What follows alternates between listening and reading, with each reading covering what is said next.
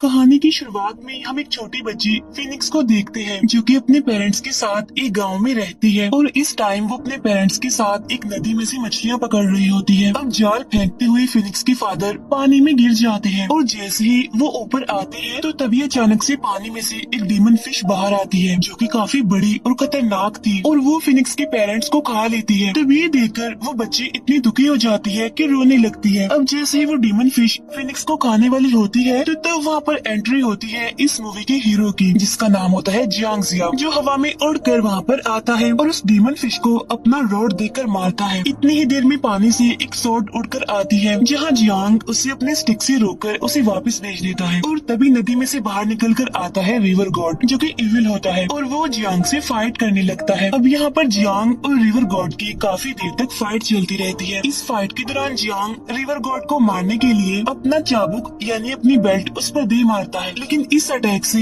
River God को कुछ नहीं होता और वो बच जाता है। लेकिन जियांग की बेल्ट से नदी का बहुत सारा पानी गांव के बहुत सारे लोगों पर गिर जाता है जिससे कई गांव वाले मारे जाते हैं। लेकिन ये बात जियांग को पता नहीं चल पाती कि उसकी बेल्ट को यूज करने से इतने लोग मारे गए हैं। तभी जियांग रिवर गॉड को अपनी बेल्ट से मारने के बाद नदी के पास ही एक वोल्केनो में धकेल देता है और अपने स्पेल्स का यूज करके उसे वहीं पर ही कैद कर देता है। नेक्स्ट सीन में हम देखते हैं कि जियांग अपनी विक्ट्री से काफी खुश है, लेकिन तभी आसमान से एक आवाज आने लगती है और आवाज के साथ ही उस पर थंडर गिरनी स्टार्ट हो जाती है। फिर वो आवाज जियांग से कहती है कि तुमने अपने फायदे और जीत के लिए बहुत सारे मासूम लोगों की जानें ली है और ये इतनी बड़ी गलती है कि इस पर माफी नहीं बनती, यानी तुम्हें इस गलती के लिए माफ नहीं किया जाएगा। सजा के तौर पर तुम्हारे ऊपर 15 सालों तक बिजली गिरती रहेगी और अब हमेशा के लिए तुम मॉडल हो जाओगे, यानी बाकी ह्यूमन बींग्स की तरह, इंसानों की तरह। इसका मतलब ये था कि जियांग पहले इमॉर्टल था, यानी कि उसकी मौत कभी भी ना होती। तब जियांग परेशान होकर चिल्लाकर कहता है, मैंने कोई गुनाह नहीं किया है, मैंने किसी मासूम की जान नहीं ली और जिसको मैंने मारा है इन रिवर गॉड को, वो कोई मासूम कोई बेकसूर नहीं है, बल्कि वो इविल है, वो बहुत बुरा है, उसने बहुत सारे लोगों की जान ली है और बेकसूर मासूम तो मैं हूँ जिसे इतनी बड़ी सजा मिल रही है। अब यहाँ पर जियांग उसके साथ ऐसा ना करने के लिए चिल्लाता रहता है, लेकिन अनलकीली तब तक वो आवाज जा चुकी थी। और अब इसके बाद कहानी में हम सीधा 15 सालों बाद का टाइम देखते हैं जहाँ हमें वही बच्ची फिनिक्स दिखाई देती है जो कि अब बड़ी हो चुकी है। फिनिक्स एक पहाड़ी पर चढ़कर हर्ब्स तोड़ने की कोशिश कर रही थी और तभी हम देखते हैं कि आसमान से एक आग का गोला जमीन की तरफ तेजी से आ रहा है और जब फिनिक्स चेक करने के लिए वहाँ पर जाकर देखती है तो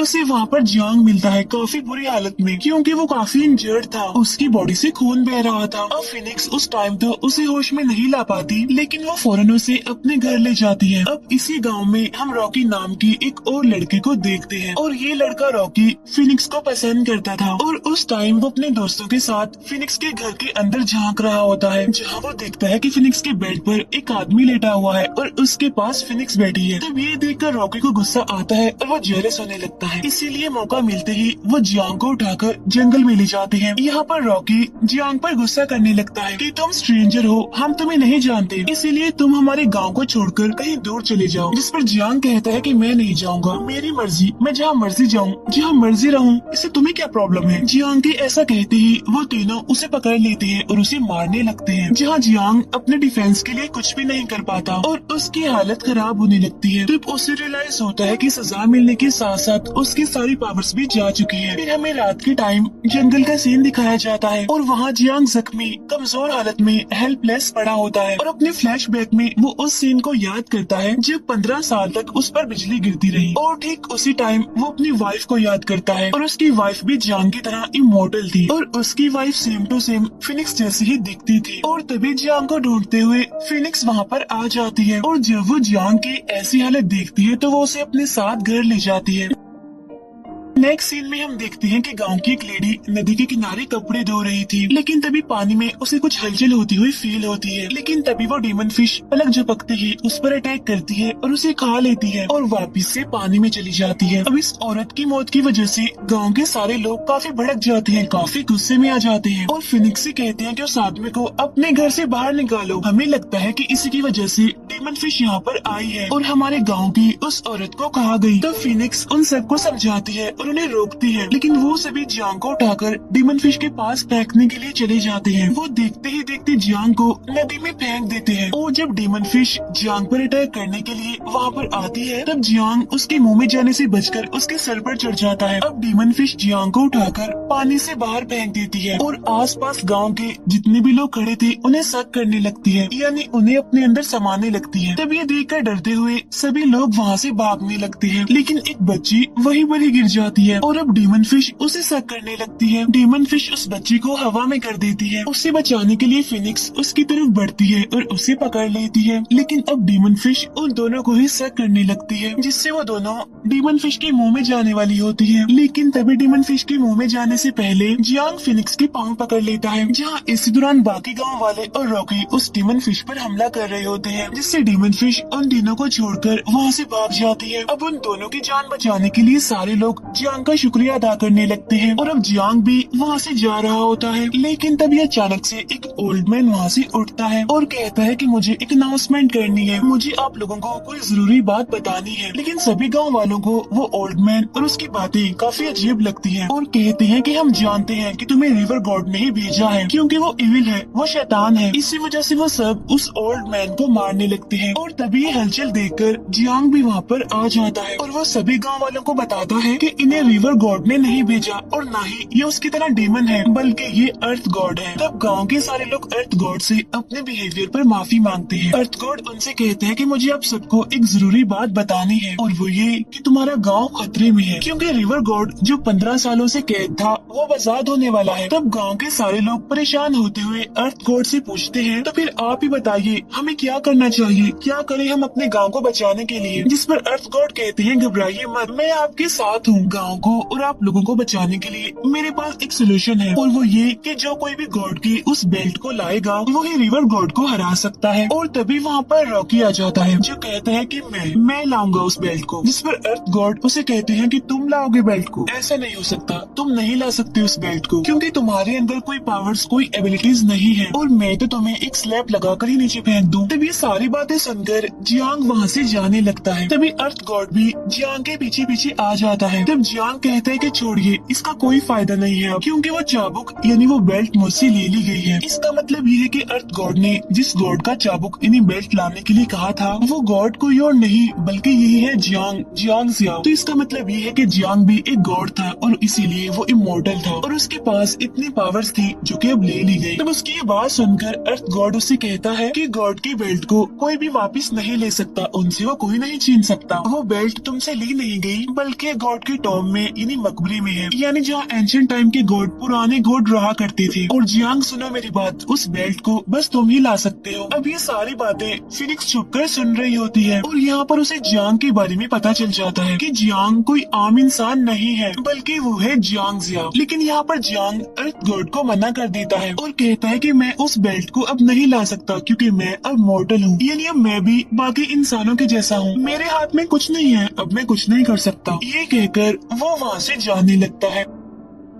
अब हम रात का सीन देखते हैं जहाँ पर जियांग अकेला बैठकर कुछ सोच रहा होता है, लेकिन तभी उसके पास फिनिक्स आती है और उसे बताती है कि मैंने तुम्हारी और अर्थ गॉड की बातें सुन ली है और अब मैं ये बात जान गई हूँ कि तुम्हें जियांग जियाओ। जियांग उससे कहता है कि अगर तुम्हें ये बात पता चल गई है तो प्लीज तुम इसे किसी और को मत बताना कि मैं ही जियांग जिया हूँ। अब यहाँ उन दोनों की बातें रॉकी और उसके बाकी साथी भी सुन लेते हैं और फिर अगली सुबह पूरे गाँव को पता चल जाता है कि यही जियांग ही असल में जियांग जिया है। और तभी अर्थ गॉड भागते हुए वहाँ पर आते हैं और वो सभी को बताते हैं कि हमारे पास टाइम बहुत ही कम है, रिवर गॉड कभी भी उस स्पेल को तोड़कर वहाँ से आजाद हो सकता है, यानी वोल्केनो से जहाँ पर जियांग ने उसे कैद किया था। अब किसी न किसी को गॉड का वो बेल्ट लाना ही होगा। तब यहाँ पर जियांग मान जाता है और कहता है कि मैं जाऊंगा वहाँ पर उस बेल्ट को लाने के लिए, जहाँ अर्थ गॉड अपनी स्टिक की मदद से वहाँ पर एक पोर्टल ओपन करते हैं जिसमें फौरन जियांग जिया चला जाता है। लेकिन फिनिक्स नहीं चाहती थी कि जियांग वहाँ पर जाए जाए, इसीलिए जियांग के पीछे पीछे वो खुद भी चली जाती है। जहाँ उन दोनों को जाता हुआ देख रॉकी भी उनके पीछे पीछे पोर्टल में चला जाता है। और वो तीनों जैसे ही पोर्टल के अंदर जाते हैं तो वहाँ उनके सामने एक काफी बड़ा डीमन आ जाता है। तब रॉकी उसे देखकर डरते हुए पूछता है, ओ गॉड ये कौन है? जिस पर जियांग उसे बताता है कि ये है डीमन किंग। और तभी डीमन किंग को उन तीनों की आवाज सुनाई देती है और वो उन पर अटैक कर देता है। उससे बचने के लिए जियांग भागकर अपने चारों तरफ स्पेल्स का एक सर्कल बनाता है। वही सर्कल वो फिनिक्स और रॉकी के चारों तरफ भी बना देता है और कहता है इन स्पेल्स की मदद से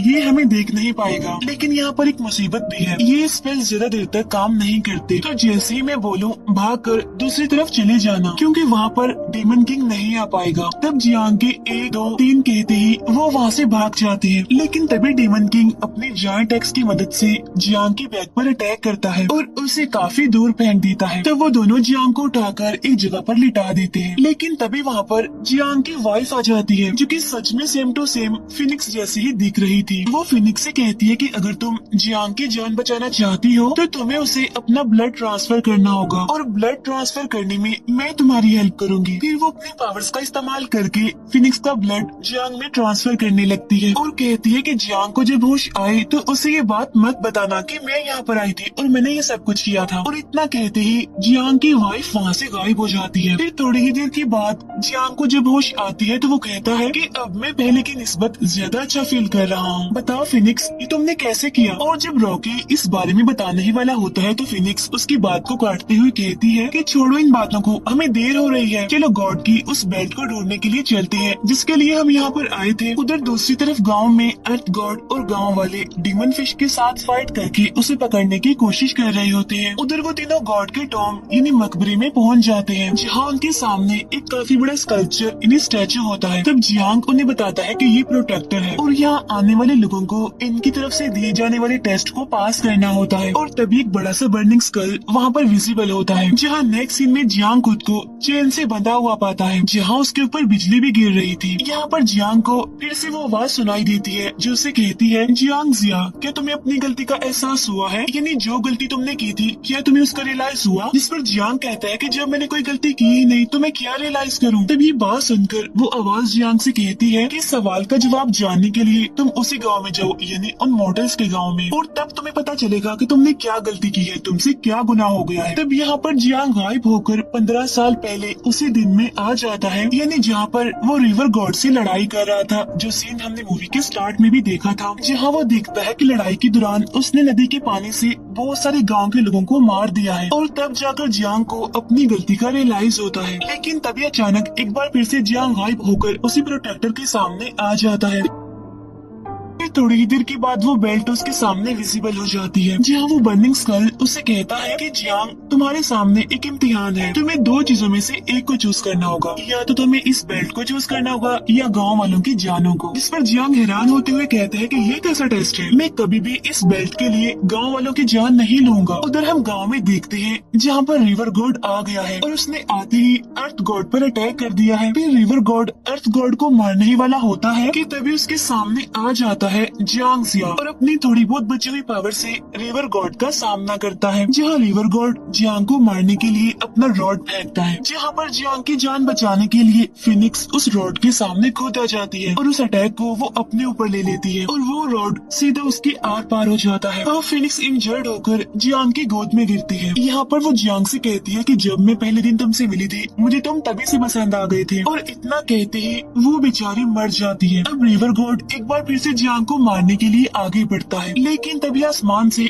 उसकी बेल्ट नीचे गिरती है, जिससे रिवर गॉड दूर जाकर गिरता है, जहाँ जियांग लोगों की जान बचाने के लिए रिवर गॉड को हेल में लेकर चला जाता है, जहाँ पर हेल में जियांग और रिवर गॉड लड़ने लगते हैं, जहाँ दोनों ही एक दूसरे को मारते हुए एक दूसरे पर भारी पड़ रहे थे। यहाँ पर जियांग फाइनली रिवर गॉड के उस रॉड को तोड़ देता है और रिवर गॉड के सिर पर अटैक करके उसे बस मारने ही वाला होता है कि तभी अचानक से वो रुक जाता है और उसे नहीं मारता। तब ये देखकर रिवर गॉड उससे कहता है कि प्लीज मुझे मार दो, मैं हार कर नहीं जी सकता। जिस पर जियांग कहता है कि मैं तुम्हें नहीं मार सकता क्योंकि तुम इमोर्टल हो, लेकिन उससे भी अच्छी बात यह है कि तुम जिंदा रहकर एक अच्छे इंसान भी बन सकते हो। लेकिन तभी वो आवाज अचानक से जियांग का नाम लेने लगती है, जियांग जिया, और वो आवाज होती है मेन गॉड की, जहाँ वो दोनों अपने गॉड के आगे झुक जाते हैं। जहाँ पर मेन गॉड जियांग जिया से कहते हैं, तुम उस इम्तिहान में यानी मेरे टेस्ट में पास हो गए हो। अगर तुमने उस दिन गाँव वालों की जान के बदले में उस बेल्ट को मांग लिया होता तो तुम इस इम्तिहान में पास न होते बल्कि फेल हो जाते, लेकिन तुमने लालच में आकर ऐसा नहीं किया, इसीलिए अब इस बेल्ट को तुम रखो अपने पास। तब जियांग कहते हैं कि प्लीज मुझे माफ करना, लेकिन मैं गांव में ही उन लोगों के बीच में रहना चाहता हूँ। जिस पर मेन गॉड कहते हैं कि अगर तुम वहाँ रहे तो तुम हमेशा के लिए मॉडल बन जाओगे, यानी कि ह्यूमन बींग्स, इंसान। इस पर जियांग कहता है कि कोई मसला नहीं है, मुझे मंजूर है। जहाँ पर गॉड उसकी बात मान लेते हैं, फिर वो रिवर गॉड को उसके साथ चलने के लिए कहते हैं, जहाँ रिवर गॉड गायब हो जाता है। नेक्स्ट सीन में हम देखते हैं कि जियांग नदी के पास बैठकर फिश पकड़ रहा होता है, लेकिन तभी 3 सोल्जर्स वहाँ पर आते हैं और जियांग से कहते हैं कि तुम्हें हमारे साथ चलना होगा क्योंकि हमारे किंग तुमसे मिलना चाहते हैं। अगर तुम सीधे तरीके से आराम से हमारे साथ नहीं गए तो हमें मजबूरन तुम्हारे साथ फाइट करनी पड़ेगी। तब उनकी ये बात सुनकर जियांग मुस्कुराने लगता है और उसकी स्माइल के साथ ही ये मूवी यहीं पर एंड हो जाती है।